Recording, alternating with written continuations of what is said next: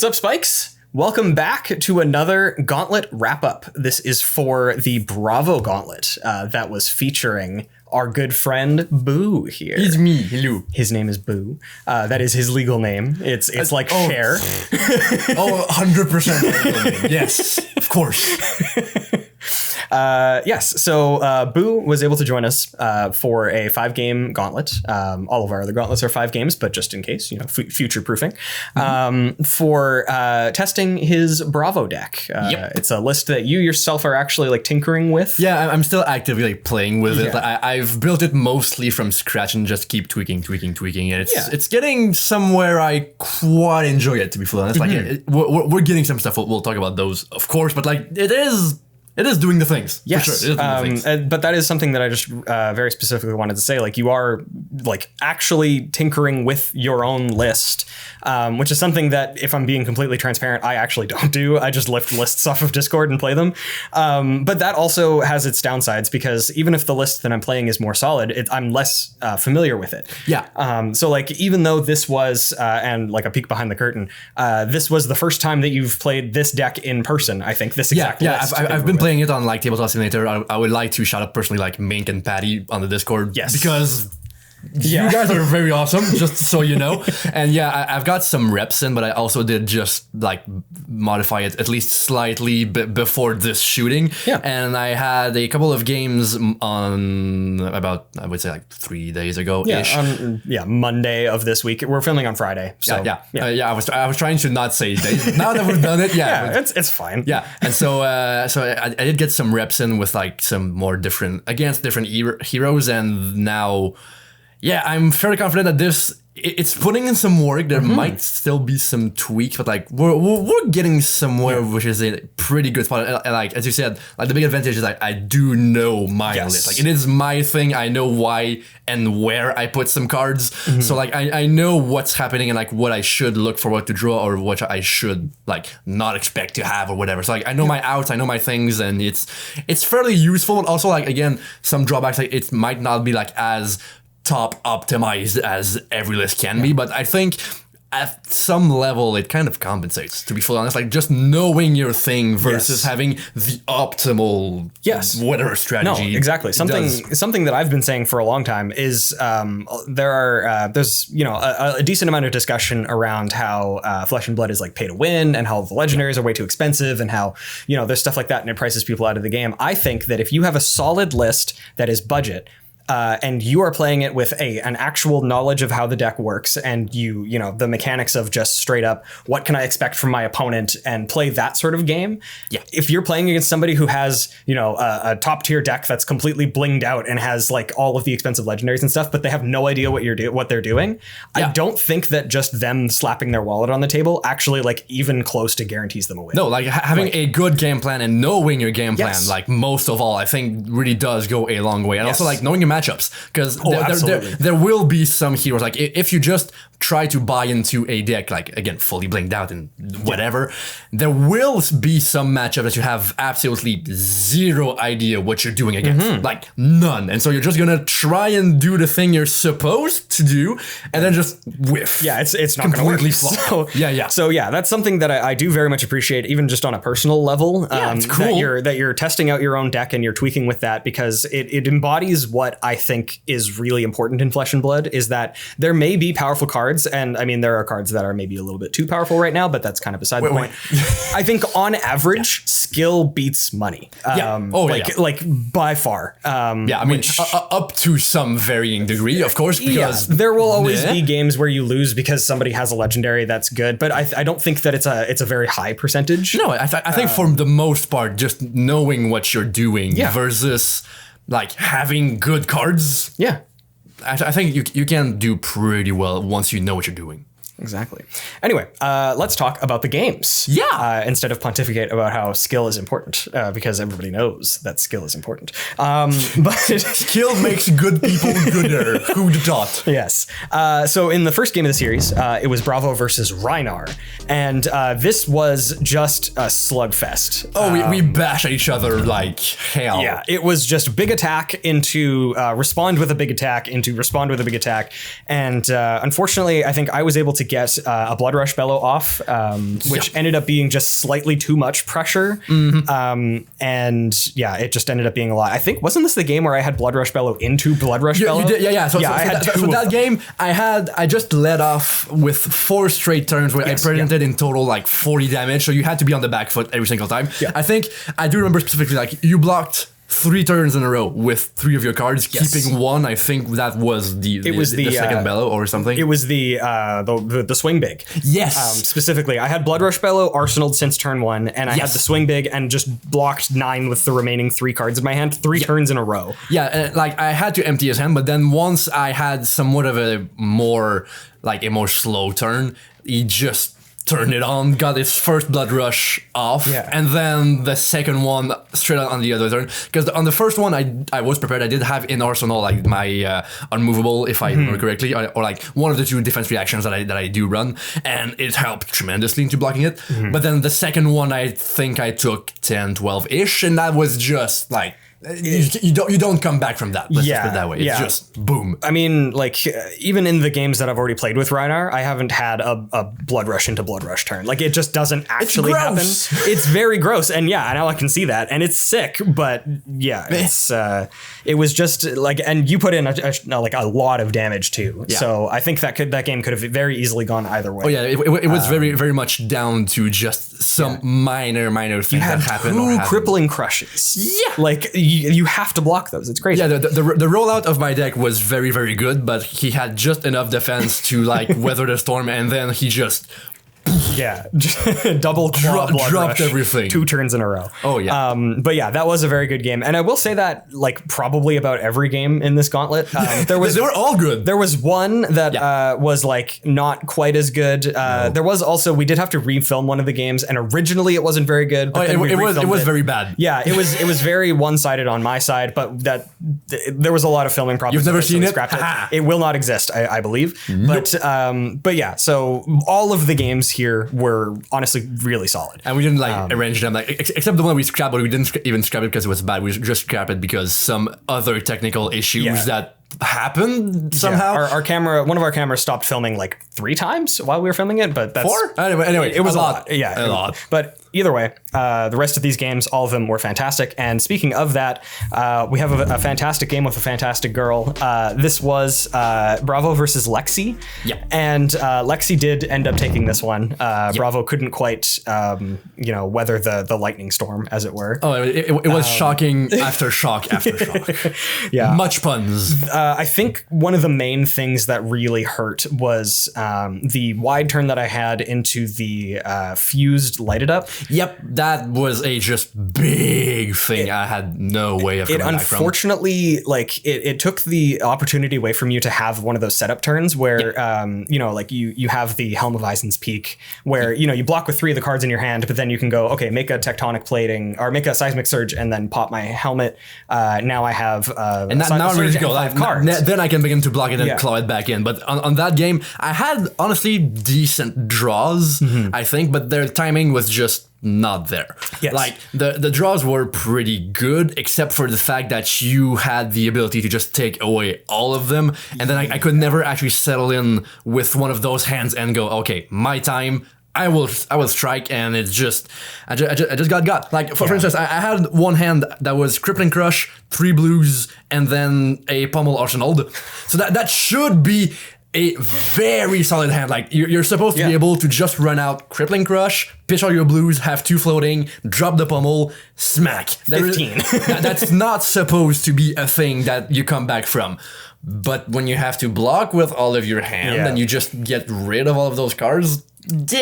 Yeah, it was a lot of very consistent pressure. The other thing that really sort of sealed the deal, I think, against you, unfortunately, one of the nails in the coffin, was that I'm pretty sure I was able to use Lexi to give go again every turn. Like every single turn had a flip of a lightning card. Yeah. I did say shocking every single time because I'm funny like that. It's extremely funny. and like, to be fully honest, I do think it is. But like, after the 3rd turn in a row that you get shockinged, English, we don't care. But yeah, that's just like, there's no real way of going so wide and like combating so wide when everything just falls into your favor. I'm pretty sure I was attacking for probably about 15 damage a turn. Yeah, I mean, pretty consistently. He was presenting at least 10 for sure. Yeah. Definitely like going towards 15 for sure. So yeah, that's just a fact that you have to block most of that. You can't just tank 15 and then hope that you're gonna be enough. Because as I said, by the time I had that hand I highlighted, I was down to I think 4 question mark. So like I had no more time to tank a 15 turn. It wasn't the sort of situation where you could be like, okay, I can sit back, I can take whatever this is, and then I can have an unbelievably explosive turn and make them discard 3 cards. Because I have Crippling Crush and a Pummel, it would have been crazy. When you're presenting that much damage per turn in such like your health pool is kind of fine, but not for 10 damage per turn. There are limits, okay? Absolutely. And speaking of health totals, actually, that puts us right into our next hero. This was Bravo versus Benji. And I do say life totals because I started at 17 because I was playing Benji. Funny one. And that's how you do. This was a win for Bravo. And my first. Actually just the mind games, the absolute reads on this man. I had the nutty read on Ben. That was just like the Benji could just not do anything on that game. We'll have the clip and we'll probably play it, but just as a brief synopsis, it was we had a situation where I had 1 card in Arsenal and I was attacking with my Spring Tidings that I had banished, and I had like 4 or 5 cards on the chain. And the options were, if the Arsenal card was Ancestral Empowerment, which would buff it by 1 attack, you could either block it for 2 because you had a total of 4 block on your I had on my field, I had my plating that did still block for 2. I had my legs that still blocked for 1, and the shield that could block for 1. Yeah. So my 2 options were either I bank on the fact that this card is the buff one, therefore I have to block 3, but then if the second one is the second Spring Tidings, I'm toast. Yeah.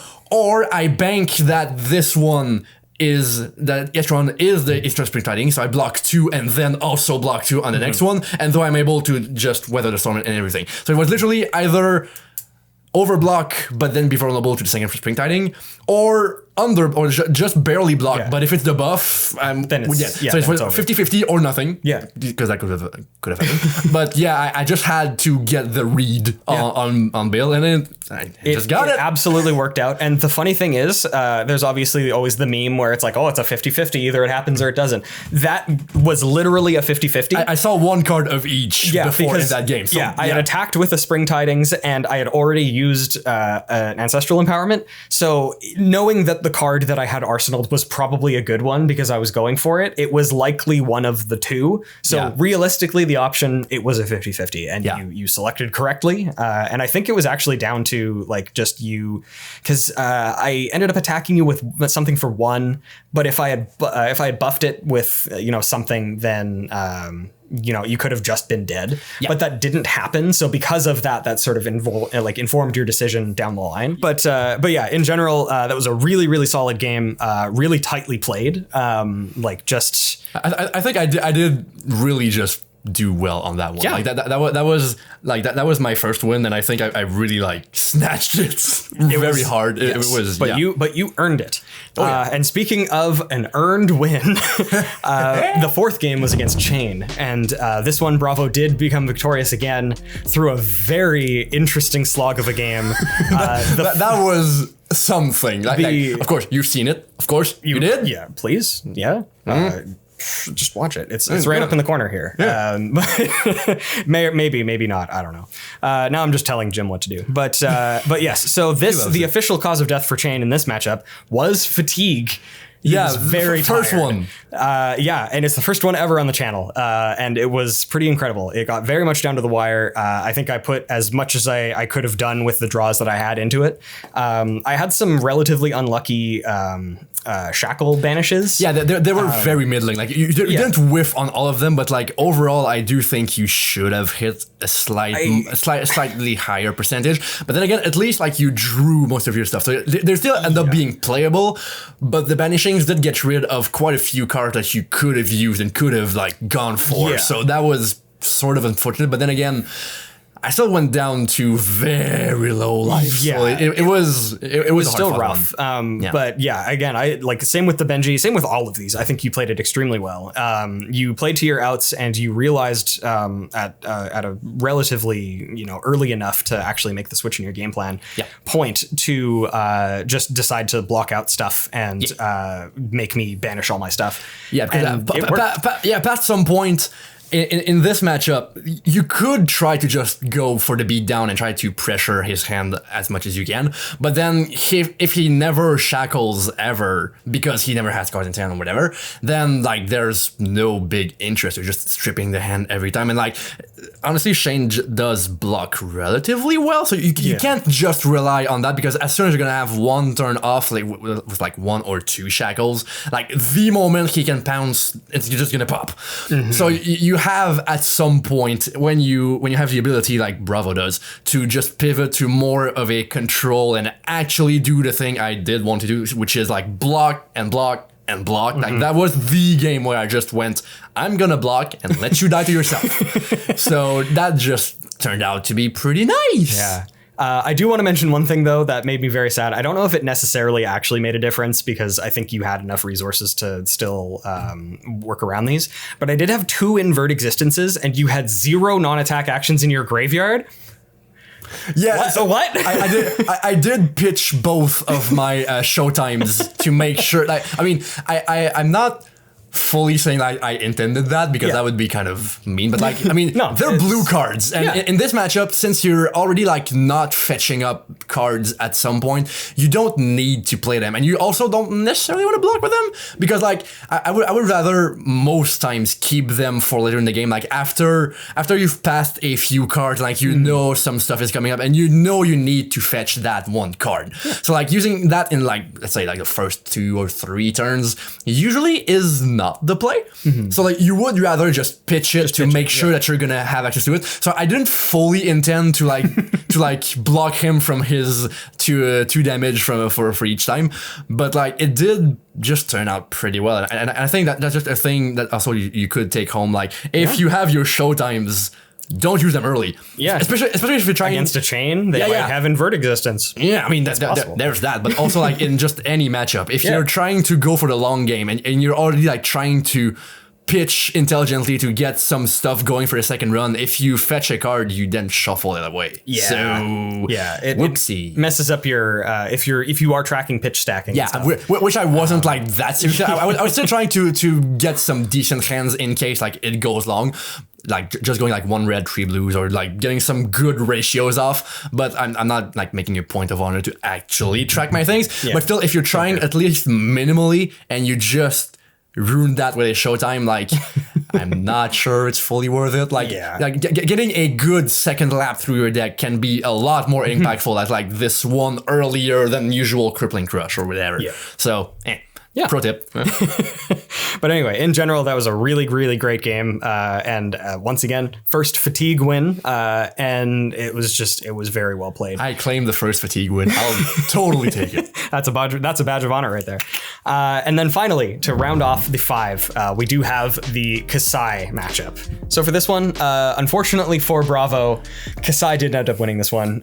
It was very much a nail biter, I think. Yeah, and a heartbreaker for me because the ending. Yeah. So the thing that did end up happening is Skullcap math sometimes becomes relevant. Yeah, you'll have to watch that, by the way. Like that game, if you want to fully like appreciate the extent of my sadness, you're gonna have to watch that game, because it's a really good demonstration of how Flesh and Blood can be determined. Like matches of Flesh and Blood can be determined by very tiny decisions, small margins, like absolutely ridiculously tiny. Because you were at 2 at that point, and what ended up happening in the match is I took enough damage to go to 1, so that my Skullcap was online, so that it would block 2, and so he could do his big turn and go very specifically. Because I was able to do that, I blocked perfectly to stay at 1. And then the only card that I had left in my hand was Blood on Her Hands with 6 or 7 copper tokens. And because I still had my Courage of Bladehold, I could do my entire combo turn for free. And that was exclusively because I was able to get the +1 block on the Arcanite Skullcap. Yeah, if at any point during the game I didn't block with either my boots or my helm, I was down to 1, and I was fine. But like, let's breathe for 5 seconds. You do not usually willingly go down to 1 against warrior. Yes. Like, we're gonna be real. Yeah. With the amount of reactions that this deck has, just trying to go at 1 and saying, yes, I will survive this. No. You do not inflict that onto yourself. Yeah. Like, even 2, honestly, I didn't feel that easy going down to 2, but I think, like, with that sequencing and how it all landed, I think I would still like land on 2 and feel like uneasy, but still you can block some stuff and you can try to clear some things, but never would I ever just willingly go down to 1 to potentially block the skull cap. Like, that's just no. And that's sort of the thing about this game. Like, I know you were saying like it's a heartbreaker. It is like it's tough to have that wrenched from you, but like I don't think any reasonable person, like even like having the hindsight of that, I don't think anybody in the moment would have gone to 1. Like it was the correct play, but there's no way in the moment that you could have possibly known that. And like even now, I still would hold, like I still prefer going to 2. Like, you have just objectively, like depending on my draws, depending on many things, like going to 2 would have been the correct play. Like 95% of the time, like your expected value on 2 is a lot higher than on 1. You have 100% more of a buffer. Like you have twice as much life to work with. Oh yeah. So I think it is absolutely the correct play to like 99.999% of the time. You're supposed to do it. Yeah. But in this specific case, it didn't end up working out that way. Yeah. But I mean, again, I take the moral victory for that one, but like, it's not an actual one, meh. But yeah, just skullcap math. The ability for me to build up so many copper so early as well. Yeah. Also, like I specifically didn't block a few attacks just to have some better crackbacks, and they were very impactful. I do think that the big turns I ended up doing, like the just big hammer. Pummel. Yeah. That was worth for a ton. 14. Yeah. So that was totally the correct thing to do. It did give him more copper, but again, like, I don't think any reasonable person trying to like maximize their chances of winning, I don't think you're gonna try to actually go in and I will land on 1 just to make sure that the skull cap. No. Yeah, it's a huge long shot that I think fails most of the time, if not like basically all of the time. That time it just happened. It just so happened that the stars just aligned in a specific way. But I mean, that was still a really good game. The whole thing was very great. That game and all of the games, they all were very fun, both to play and I hope to watch. Yeah. I think we made good TV. I think so too. We were saying that throughout the day. Like, we did make some pretty good TV. Yeah, this was good content. I hope that you guys think so as well. But in general, like, what did you think about the deck that you were playing? What do you feel like, what are the reasons that somebody would play Bravo? And what are some things that you might caution some people about if they're looking to pick up Bravo? Like, just in general, what were your feelings about these games? Yeah, in general, I do think Bravo is in a very decent spot. Like, again, I don't think I've been outclassed outright by any of those matchups. Yeah. Some were just due to bad draws, some were like down to 1 HP, some were just like, but I think overall, Bravo is just a solid choice. The one thing I would advise against, though, just like so we're clear, since I did try to play a more controlling build, your games, if you're in a time-limited fashion, you might draw games to time. So if you're in an event that has, let's say, a 40-minute limit on matches, that might be cutting it pretty close. Yeah. So for like competitions, this might not be your best bet. It's gonna be good. As we've seen, like, Bravo had a chance in every single game. There were moments, there were things, except for like bad shuffles, but that happens. Yeah. Variants. Yeah.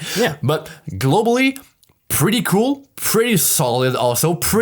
I think if you're attracted to the style of the playstyle that I did take, because you can build Bravo in like many different ways, but like going on the more control side, if you're really willing like to lean into it. I didn't even put steadfast in there, but I think I'm heavily considering it just to get some more like pressure and more defensive abilities. But if you're willing to play in that sort of match and that sort of gameplay, honestly, it can be very rewarding, because also it does reward the player who knows when to switch from the beatdown to the control and back and forth. Because like for a few games, I'm pretty sure I did go pretty more beatdown than control. And that's because when you feel or calculate or whatever you want to go for it. Like, I'm not that brainy. I am, but I'm trying to be, but when knowing when to pivot from one play style to the other could mean like the whole difference. Literally, like every single one of those games, you could just switch and it would feel good, but you have to know when to do it. But so very rewarding, but the skill ceiling is quite high. Yeah, let's put it that way. And yeah, as you said, bad shuffles sometimes do for every deck. But I mean, yeah, that's absolutely every deck. Variance is kind of built into the game. But Which in general, fun, I think that this deck performed extremely well. All of these games were fantastic, and I think that just about wraps up all of the thoughts that we had on these. So you know what? Thank you very much for coming out and playing with us. Thanks for hosting me. That was fun. It was an absolute blast to have you out here. Unfortunately, there was kind of a blizzard, but kind of a little bit. But yes, we did very much appreciate having you on the show. I'll be back if you'll have me. I do believe you said you're planning on coming back, and we'd be happy to have you again.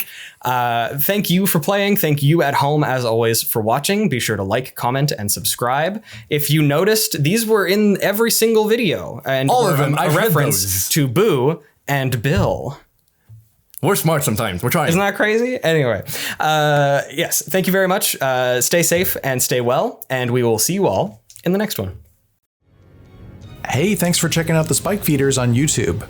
Before you close the window, make sure you click subscribe for more great Flesh and Blood content.